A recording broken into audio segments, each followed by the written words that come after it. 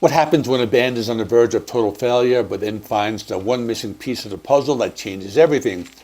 In 1970, the English rock band Yes was in trouble. They had released 2 albums that the critics liked, but the public wasn't buying them. Their record label, Atlantic Records, was ready to drop them. They needed a miracle. They needed a new sound. They needed the Yes album. This is the story of how a change in guitarists and a trip to a quiet farmhouse in Devon saved the band and created a progressive rock masterpiece. By the start of 1970, Yes had established themselves as a musicians' band. They were famous in the London club scene for being incredibly tight and having amazing vocal harmonies. However, their first 2 albums, Yes and Time and a Word, didn't quite capture their true potential. The band's style at the time was a mix of 1960s pop, jazz, and even orchestral music. On their second album, they even used a full orchestra, which actually caused a lot of tension. The band felt their own instruments were being drowned out by the violins and the horns. They were losing their identity. The Yes sound we know today, complex, powerful, and technical, wasn't there yet. They were still mostly playing covers of other people's songs. They knew that to survive, they had to start writing their own music to find a sound that no one else had. The original guitarist for Yes was Peter Banks. He was a very talented player with a jazzy mod style, but as the band wanted to get more professional and experimental, the relationship between Banks and the rest of the group started to break down. The big problem came during the recording of Time and a Word. Banks hated the idea of using an orchestra. He felt the arrangements didn't leave any room for his guitar. He became frustrated, and his bandmates, bassist Chris Squire, singer John Anderson, and drummer Bill Bruford, felt he wasn't keeping up with the new direction they wanted to take. In April 1970, after a show in Luton, the band made the difficult choice to fire Peter Banks. It was a risky move. They were already in debt to the record label, and now they had no guitar player. The band didn't have to look far for a replacement. They had seen a guitarist named Steve Howe playing around London in bands like the Syndicats and Tomorrow. Howe wasn't just another rock guitarist. He was a student of the instrument. He played jazz, classical, country, and blues. When Steve Howe joined Yes, it was like adding high-octane fuel to an engine. He didn't just play chords, he played intricate melodies that moved around the vocals. He also brought a massive collection of different guitars, not just the standard electric ones, but acoustic guitars, bachalias, and steel guitars. His arrival changed the chemistry of the band instantly. He was a writer-guitarist, meaning he brought songs and structures, not just riffs.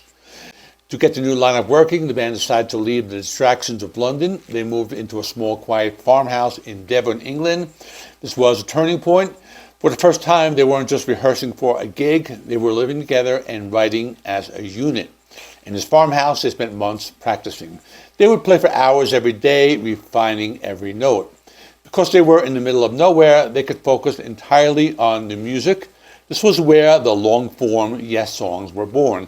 Instead of 3-minute pop songs, they started writing 9-minute epics. After the songs were ready, they went to Advision Studios in London with engineer Eddie Offord. He knew how to capture Chris Squire's growling bass and the sound of Steve Howe's sharp guitar tones. He helped them piece together complex sections of music into a seamless flow. The Yes album only has 6 tracks, but every single one is a classic. The album opens with Yours Is No Disgrace. It's the perfect opening track. Starts with a sharp, aggressive riff that sounds like a movie theme. It showed right away that the new Yes was louder and more confident. The lyrics were about the Vietnam War, and the music moved through several different sections, a hallmark of progressive rock. The second song was a little different. It was called Clap. It's a solo acoustic piece, recorded live. It was the world's introduction to Steve Howe's incredible finger-picking style. It showed that Yes wasn't just a rock band. They had roots in country and ragtime, gave the album a human, organic feel. After this is a big one, Starship Trooper. Perhaps the most famous track on the album. It is divided into 3 parts. The final section, called The Worm, is a masterclass in building tension.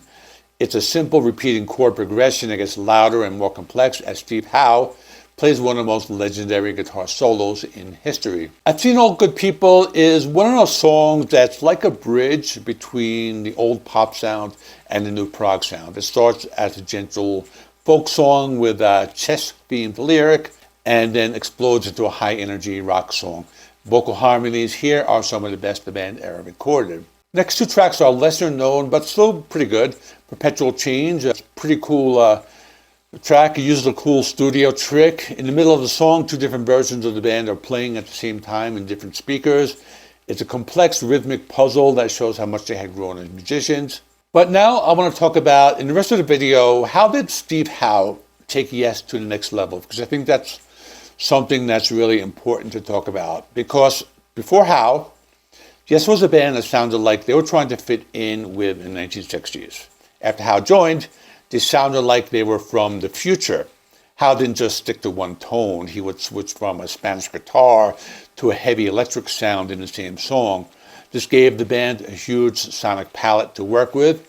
He helped the band move away from the burst, chorus, burst structure. He thought of music like a classical composer, which allowed John Anderson's poetic lyrics to have more room to breathe. There was also the way he could play along with the bass player. Chris Squire was a very busy bass player who played like a lead guitarist. Peter Banks often struggled to find space next to Squire.